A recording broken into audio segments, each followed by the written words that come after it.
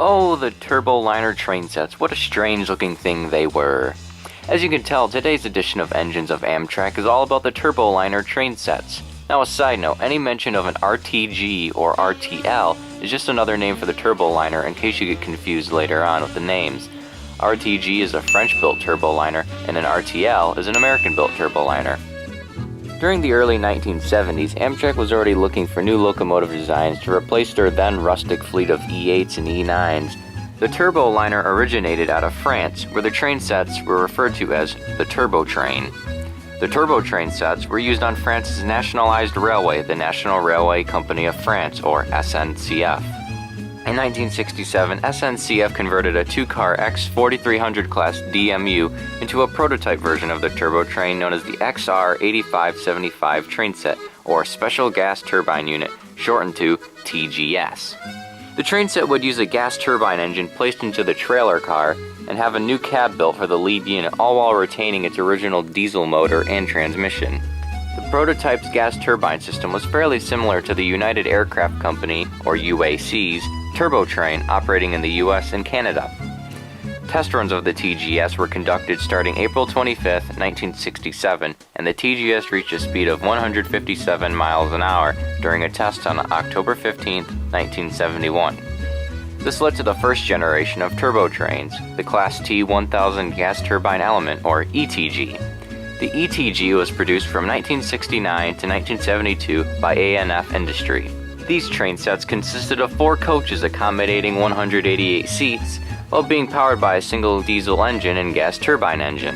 The ETG used a 1,100 horsepower Turbo Mecha Turbo 3F3 Voith hydraulic gas turbine and used a 430 horsepower Sauer SDHR diesel mechanical engine. The ETG was primarily used in the east and northeastern regions of France.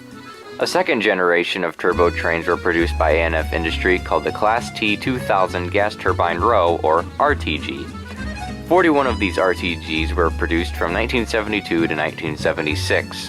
The RTG could reach speeds of 99 miles an hour. The RTG used a 1,100 horsepower gas turbine for units with odd-numbered cabs. Back in the United States, Amtrak noted the Class T 2000 RTGs and decided in August of 1973 to lease 2 train sets from ANF at a price of $85,000 a month, equivalent to $4.8 million today. Initially, Amtrak based the RTG train sets out of Chicago, being placed into service on a Chicago to St. Louis corridor line. Amtrak heralded the turboliners as the biggest travel news since the 747. Trains Magazine editor-in-chief David P. Morgan was on board the first run out of Chicago on September 28th of 1973. He praised the large windows making for easy viewing in contrast to the rifle slot-sized windows used on the Bud Metroliner. He also praised the smooth riding of the trains even on rough tracks. Morgan also commented on the narrow aisleways and limited seat comfort. Amtrak found the advantages of the RTGs would be increased availability, higher speed on curves, and the decreased weight of the RTGs would emit less wear and tear on the tracks. Amtrak was quickly impressed with the trains and ordered 4 sets to enter service in 1975 on a Chicago to Milwaukee corridor and Chicago to Detroit corridor. 6 of these train sets cost $18 million, equivalent to $94 million today. Amtrak proposed ordering 14 more train sets for the then partially electrified Northeast Corridor. This would have caused the need to increase passenger fares, and the United States Department of Transportation blocked the proposal. Amtrak's sets came with 5 cars, 2 power cars, and a basic cafe car. The RTGs were fitted for American standards by equipping the train sets with a Nathan P1234A5 air horn, a variation of the Nathan P5. Here are a few samples.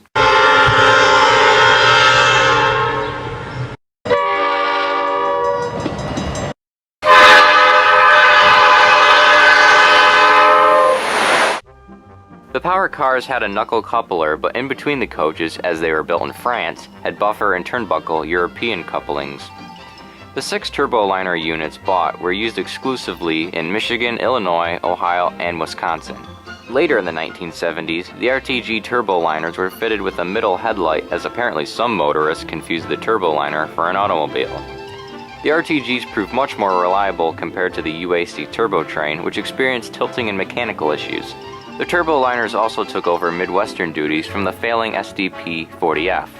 The success of these turboliners and increased passenger ridership brought Amtrak to the decision to purchase 7 more sets, being delivered between 1976 and 1977. Rather than being built by A&F in France, they were manufactured by Rohr Industries in Chula Vista, California.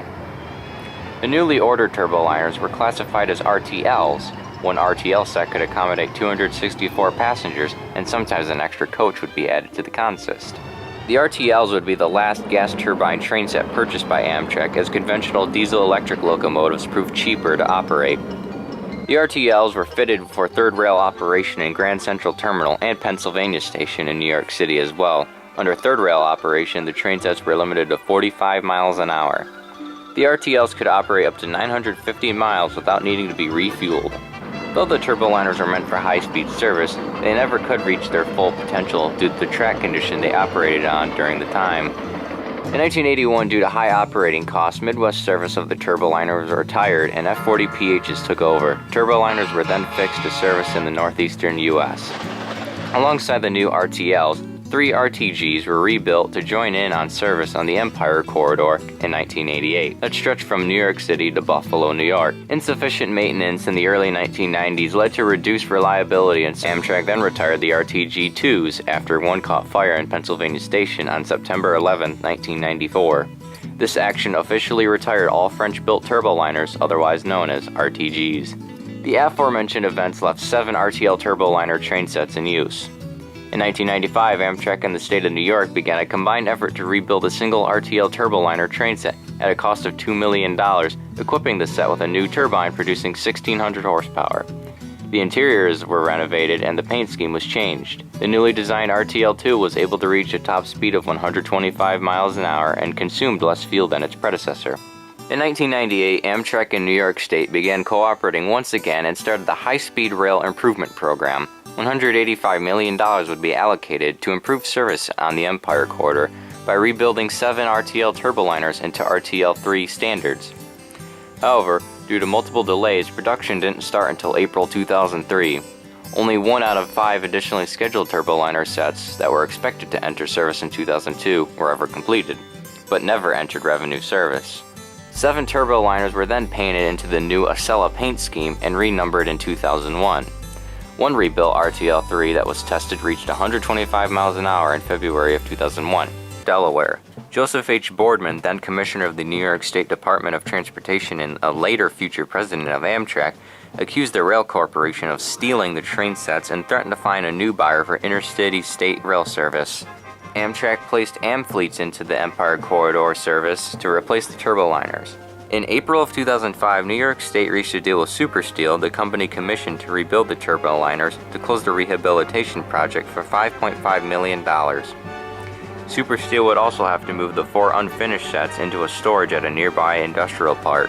In 2007, Amtrak and New York State finally settled their lawsuit by auctioning off their turboliners in 2012 for $420,000 with spare parts.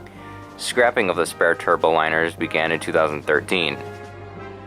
And just like that, an air conditioning problem and a lawsuit with the state of New York officially ended the 30-year career of the turboliner range. All turboliner train sets are presumed scrapped. While the turboliner had an extensive running life, they seem to be overlooked oftentimes in Amtrak's history, but will always be remembered by those who rode, built, and drove them. They will always be a part of the history book of Amtrak, the National Railroad Passenger Corporation.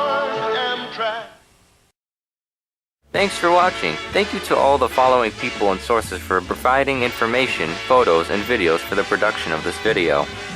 I will be progressing further into the history of Amtrak's motive power next time when I discuss the General Electric E60. Stay tuned and